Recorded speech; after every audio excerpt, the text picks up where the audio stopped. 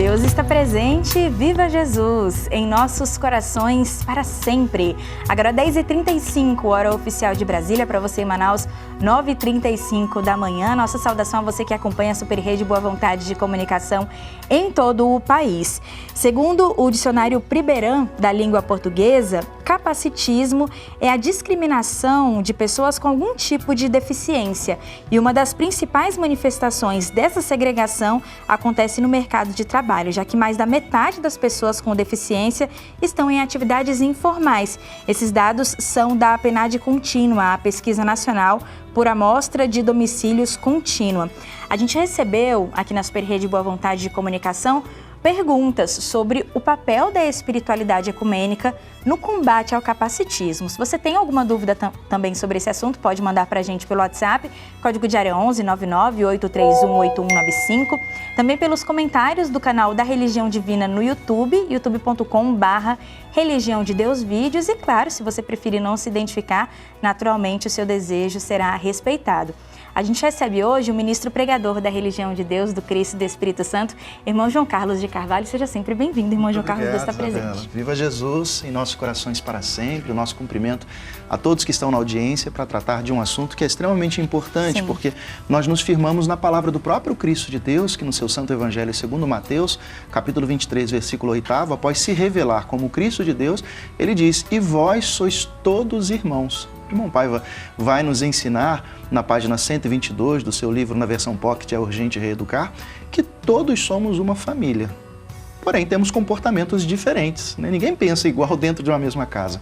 E toda a humanidade é como uma grande família, mas devemos, portanto, resguardar como um pilar básico o respeito entre todas as pessoas. Bom, a gente traz então, irmão João Carlos, uma pergunta que chega de Santa Cruz, no Rio de Janeiro, da Eleni Sotero.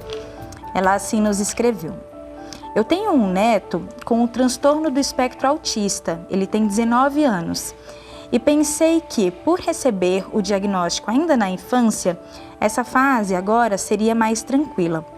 Mas ele se sente muito incompreendido e também sozinho por estar desempregado. Então ela pergunta: o que mais posso fazer no meu papel de avó para ajudá-lo a enfrentar esse sentimento de indiferença e de exclusão? Muito obrigado, irmã Eleni, pela sua importante pergunta. E essa é uma situação que tem muito mais a ver com todos nós do que propriamente com o seu neto. A pesquisa destacada ainda há pouco, da PNAD Contínua, ela nos revela, entre outras coisas, que a cada 10 pessoas que possuem, né, algum tipo de deficiência, 7 estão fora do mercado de trabalho. Então, veja, isso realmente é preciso que a gente possa lançar um olhar, uma reflexão e uma crítica, porque somos nós quem hierarquizamos as vidas humanas.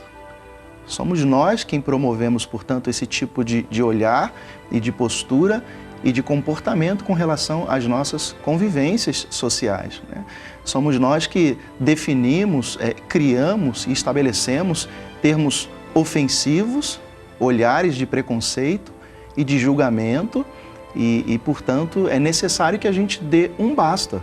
Depende também da nossa parte estabelecer um basta diante de tudo isso, diante dessas situações. Temos que fazer um caminho inverso. Então, o seu papel como avó, irmã Eleni, e o papel de todos nós como sociedade é justamente o de continuar combatendo esse mal que é a indiferença, que é a exclusão, muitas vezes causado esse mal pelo processo mesmo do individualismo, do egoísmo, que ainda perduram nos corações humanos. É necessário fazer um caminho diferente, reconhecendo os nossos próprios erros. Aliás, muito a propósito, eu quero destacar o livro da Academia Jesus, o Cristo Ecumênico, Divino Estadista, recém-lançado, Jesus e as 7 igrejas da Ásia, e aqui nós encontramos a página que muito vai nos trazer a reflexão sobre a necessidade de a gente fazer esse trabalho de correção, esse trabalho de ajuste de comportamento. O irmão Paiva, na página 191, após ele destacar que o grande sentido das leis de Deus é de soerguer as criaturas combalidas dos seus erros, dos seus equívocos, na exortação ao arrependimento, que é o subtítulo que destacamos, ele escreve assim: o que Jesus indica na sequência? Isso também aparecerá nas suas cartas às igrejas em Pérgamo, Tiatira, Sardes e Laodiceia, que estudaremos nos próximos volumes desta coleção. Ele nos convida ao arrependimento, que é o ato sincero de regressarmos ao seio de Deus. Como afirmava Zaru, na explicação do Apocalipse, a, entre aspas, vingança dos santos é que os criminosos se arrependam. Irmão Paiva prossegue. Mas não adianta apenas falar que está arrependido. Tem que demonstrar isso pelas boas obras. São elas que justificam a nossa fé. E sem a prática do bem, não pode haver sociedade justa. O contrário seria o império das más ações. Se não as combatermos desde já, estaremos diante de um crime que as gerações vindouras não nos perdoarão.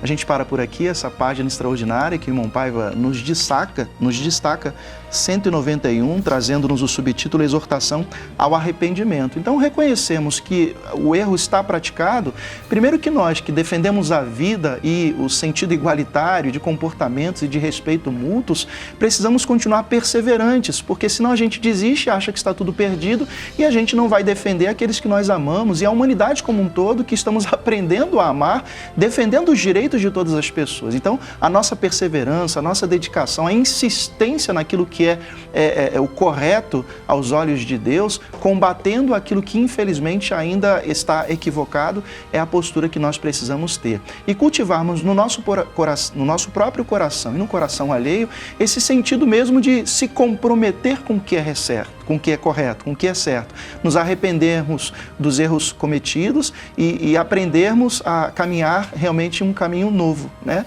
Porque muitas vezes o que acontece é por ignorância, quando não se conhece. Então, buscar conhecer, pesquisar, aprender, ouvir, como ainda há pouco a gente acompanhou aqui na Comunicação 100% Jesus, orientações bastante específicas, como a todo momento a comunicação que pertence ao Cristo leva ao coração de todos como uma comunicação, né, clara, transparente e que elucida esses assuntos. Então a gente aprende a lidar com isso, abandona a ignorância, se compromete com o que é certo e passa também a transformar tudo à nossa volta. Bom, a gente agradece mais uma vez a participação da Eleni Sotero, é telespectadora do Comando da Esperança, ouvinte também da Super Rede Boa Vontade de Rádio, está em Santa Cruz, no Rio de Janeiro, e trouxe à Religião Divina a oportunidade de esclarecer sobre esse tema que representa a vivência de tantas famílias. Obrigada, Eleni. E também a gente traz aqui, irmão João Carlos, uma pergunta que chega do Wagner Queiroz. Ele é de Jundiaí, São Paulo, e assim nos escreveu pelo WhatsApp. Como posso criar meus filhos em um ambiente livre de ideias preconceituosas? Gostaria de saber como abordar essa questão para ensiná-los a desenvolver um comportamento mais inclusivo e amoroso. Importantíssima e legítima a sua questão, Wagner, porque a sua preocupação realmente deve ser a preocupação de todos nós. Se a gente não começar uma mudança de mentalidade e de postura a partir das novas gerações, não sobrará ninguém para contar essa história. E quando a gente fala de novas gerações, a gente está falando desde as crianças, os pequeninos, que vão ocupar cargos importantes, né, que vão ajudar a promover leis, a trabalhar políticas públicas que possam realmente defender as pessoas, resguardar os direitos de todas as criaturas, ocuparão lugares às mesas de discussão em que esses assuntos naturalmente serão tratados e com a qualidade e no nível em que elas precisam estar. Então, cuidar das novas gerações, resguardando realmente tudo aquilo que é importante, significa resguardar também o nosso futuro. E observar, né, junto às nossas crianças, junto aos pequeninos, como a sua preocupação, de a gente perceber aquilo que realmente precisa ser olhado com um olhar crítico. Então, ajudarmos os nossos pequeninos a observar aquilo que está errado, a não dar corda, como se diz, a não rir, a não compartilhar aquilo que realmente não é bom, a dar o próprio exemplo, porque não adianta a gente falar e agir de uma forma diferente dentro de casa ou junto àqueles que estão sob a nossa guarda, sob a nossa tutela. É preciso que a nossa fala esteja respaldada com o nosso comportamento, a gente mostrar que aquilo é errado e, de fato, exemplificar que aquilo é errado. O irmão Paiva nos vai trazer irmão Wagner e todos aqueles que estão na audiência, no seu artigo Saudar Além dos Irmãos, constante de seu blog, paivaneto.com, o quanto Jesus se preocupou e se preocupa com isso. A gente aprender a amar as pessoas que são diferentes de nós. A gente aprender a lidar com as pessoas que não são iguais a nós e que a gente precisa aprender com todas elas, né? Então, num determinado ponto desse seu artigo, o irmão Paiva escreve assim, Wagner: as criaturas não sobrevivem adequadamente no isolamento. A confraternização geral é um legítimo anseio que ignora fronteiras e segue unindo, apesar dos pesares, etnias, filosofias, religiões, pátrias, enfim, seres espirituais e humanos.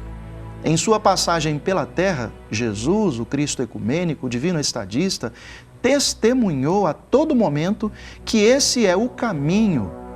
Uma de suas solidárias lições ilustra bem isso. A irmã Paiva transcreve as palavras de Jesus em seu Evangelho Sagrado, segundo Mateus, capítulo 5, versículos 46 e 47. Porque se amardes os que vos amam, disse Jesus, que recompensa tereis? Não fazem os publicanos também assim? Se saudardes unicamente os vossos irmãos, que fazeis demais? Não fazem os gentios também o mesmo? E aí prossegue o irmão Paiva. Com muita propriedade ensinou o saudoso Dr. Bezerra de Menezes em Evangelho do Futuro, publicado como folhetim no periódico Reformador de 1905 a 1911, sob o pseudônimo Max, disse ele. O bem tem grande força de expansão. Um povo que tem fé cria-se numa atmosfera moral em que bebe a força para o cumprimento de todos os deveres, a mais expansiva força das alegrias da alma, desde a vida terrena. E o presidente pregador da religião do terceiro milênio finaliza com essas palavras: busquemos, pois, a convivência planetária firmada no amor fraterno e no respeito mútuo, sem esquecer a mais elevada concepção de justiça que promana de Deus. Irmão Wagner e todos, a sociedade é formada por pessoas. Se a gente não muda as concepções, os olhares e a maneira de agir, a gente não vai mudar nada. E essa mudança começa dentro da nossa própria casa, nas pequeninas coisas que às vezes apenas parecem ser engraçadas, mas que de engraçadas não tem nada, porque ofendem, porque agridem, porque julgam, porque distanciam, porque segregam, porque afastam as pessoas. Então que nos aproximemos e agarremos-nos nos ensinamentos de Jesus, conforme esse que aqui foi trazido, para que as nossas crianças possam ter um olhar futuro muito diferente do que se tem hoje o olhar da nossa sociedade, que é um olhar exclusivo, que é um olhar que separa, que é um olhar que afasta. Não é isso que Jesus quer para a sua sociedade, que somos todos nós, parecidos ou não parecidos, porque todos formamos essa única família, filha de Deus. A gente deixa o convite, inclusive, para você, Wagner, para que leve seus filhos na Igreja Ecumênica da Religião de Deus, do Cristo e do Espírito Santo. Acontecem nesse espaço em todo o Brasil, irmão João Carlos, as aulas de moral ecumênica que trabalham esses assuntos relacionados ao ecumenismo, essa vontade universal de viver em paz, e muito especialmente com a pré-juventude, com a Juventude Ecumênica da Boa Vontade de Deus. Está acontecendo o 49º Fórum Internacional da Juventude Legionária, que tem como tema Jesus, o ecumenismo e a arte de viver como irmãos, em que os estudos, os debates, as conversas, as ações, enfim, toda a produção cultural, inclusive, que a Juventude Legionária tem feito, tem sido em torno desses assuntos, de compreender como viver o ecumenismo num mundo que tem tantas bases nos diferentes tipos de preconceito. Então, leve seus filhos, seus netos, enfim, seu irmão mais novo, irmã mais nova, à Igreja Ecumênica da Religião de Deus, do Cristo e do Espírito Santo, mais perto de você. Os endereços você encontra no site religiãodedeus.org. Irmão João Carlos de Carvalho, muito obrigado, volte sempre, Deus está presente. Eu que agradeço a oportunidade e reforço o convite para que nos encontremos todos nas igrejas ecumênicas da religião do terceiro milênio, especialmente nesse sábado, às 16 horas, a última cruzada do novo mandamento de Jesus, reunião da comunhão com Deus nesse ano de 2023. Você é o nosso convidado. Viva Jesus em nossos corações para sempre. Assim a gente encerra esse espaço de esclarecimento da religião de Deus, do Cristo e do Espírito Santo. Lembrando que você pode sempre trazer as suas dúvidas sobre esse ou sobre outros assuntos que serão esclarecidos à luz da espiritualidade ecumênica. Participe pelo WhatsApp, código de área 11 99831 8195.